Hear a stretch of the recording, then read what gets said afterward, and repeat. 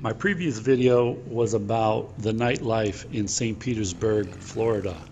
This video is about the nightlife in St. Petersburg, Russia, and I talk a little bit about a common scam around here you need to look out for. Before I start talking about that, let me just say that Russia is one of the safest places I've ever been to, and probably one of the friendliest places. Matter of fact, the first night I came to Russia in Moscow, I was walking back from a bar around 3 o'clock in the morning, and two Russian guys asked me some question on the street, and I told them I don't speak Russian, and when they heard that, they started talking to me, in broken English, and they were really excited because they never met an American, and they insisted that I go with them drinking. And I was a little worried. I didn't know if it was some kind of scam or something, but it wasn't. And we went out drinking till like 6 in the morning, and they refused to let me pay for my drinks or their drinks. They paid for the whole thing. So this is the kind of thing that happened to me another 3 or more times in Russia. So before I tell you about the bad things, that's a good thing that has happened to me in Russia that hasn't happened to me anywhere else. But here in this video, you could see this guy comes up to me and asks me for $5.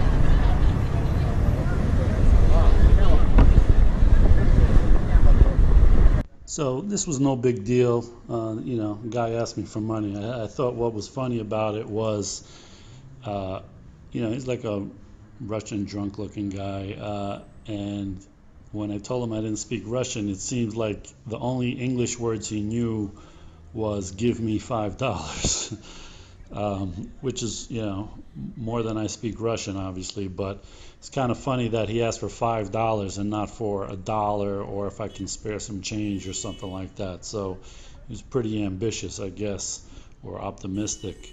And so, it's not a big deal. That only happened to me maybe 2 or 3 times in St. Petersburg and never in Moscow. So anyway, on to the nightlife. This is Nevsky Prospect, the main street that goes through St. Petersburg, and here on the corner where this McDonald's is the intersection of Nevsky Prospect and Rubinstein Street. And Rubinstein Street is where, a big majority of the bars and restaurants/bars are. So this is, the nightlife street. If you're coming here for nightlife, this is it. You're definitely going to come here. On the right hand side is a restaurant called Marcelli's, this corner place. It's open 24 hours, really good place. I was here a number of times. So a lot of really good restaurants, bars, especially on this street. And one thing about the vibe here is it's not just young, it's not just older people, it's a mix of both, and the types of bars are more skewed towards sitting down at the table with a group of your friends and getting a little bit of food or appetizers and getting a bottle or something like that. Not necessarily a bottle, but sitting with your friends and getting drinks. Not all of these places are the mingling type. There was one place called Fiddler's Green, which is like a old school Irish kind of bar, and that was pretty lively. A lot of people there, good mix of people on multiple nights, so I went there.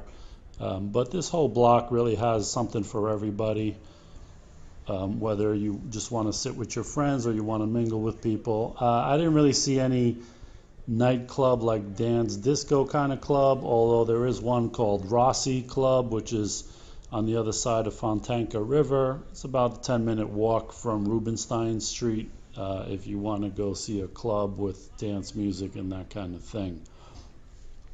So this is what it looks like. You see a lot of these outside tables, And some of these places get filled up pretty quickly. I was here some nights trying to get a seat in one of them, and or a few of them, and most of them were booked. So come early, or you got to have some juice or something to get a table here some of these times. You see some of the cars out here on the sidewalk. It's, high-end Range Rovers, Mercedes, Porsches, and that kind of thing. So there's some people coming out here spending money, or to see and be seen for sure, sitting on the sidewalk tables, and just hanging out, watching the people and chilling with their friends.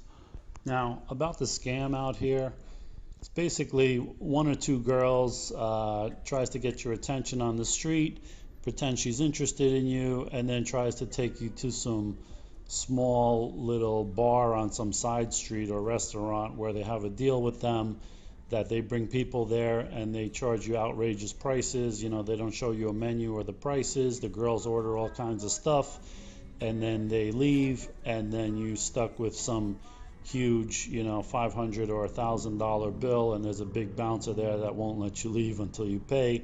That's kind of the the easy part of the scam. There's other ones where they do the same thing and they drug you and try to get your ATM card details, or run up credit cards and things like that. So just it's easy to watch out for. You'll see, and I didn't even realize on this video until I watched it, that two girls tried to strike up a conversation with me here in about 20 seconds, and I didn't even notice them. So I didn't say anything to them. I guess I was concentrating on filming, so I didn't even pay them any mind. But you're gonna see, they come up to me and they say "Privyet" as I'm passing, not because they're interested, just because they want to see if I'll stop and talk to them. And I guess I look like a tourist, so here they are, right about now. Привет, пошли пить. If anybody knows what these girls said, please put it in the comments below. I'm guessing it's something like, "Hello, how are you?" or "Hello, where are you from?" Something along those lines. Anyway, this kind of thing happened to me also. I don't remember if it was the same night or not, but on the other side of the street later on, two girls, probably about the same age or younger, we're coming in the opposite direction, and we're trying to make eye contact with everybody, and we're saying hello to everybody that they passed. They were saying "Privyet" in Russian. So when they passed me, they said the same thing, and I said hello back in English, just to see their reaction, and I kept walking, and they immediately turned around and tried to catch up with me, and start talking to me about where I'm from, what am I doing here, the usual stuff. And eventually we got to the point of when they asked me if I want to come out and drink with them at some bar, and I didn't stick around to hear which bar they were trying to suggest or whatever, just because I knew it was their little scam or whatever. So it's just something to look out for. And it also, this rule also goes for online dating. The Tinder and Badoo dating apps are popular in Russia, and it's the same thing. If you match with a girl and without chatting with her much, she's really eager to come meet with you in some bar that she suggests, just be a little wary of that and pick your own meeting place, or your own bar.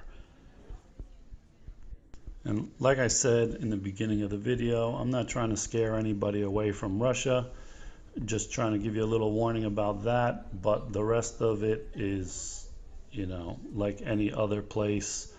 The people are friendly. All the other bars and clubs has normal, regular people that you would meet in any place. And in my opinion, they're actually a little more friendly than most places I've been to. So if you come to St. Petersburg, you will have a good time, and just don't let it be ruined by little scams here and there, that some people try to pull.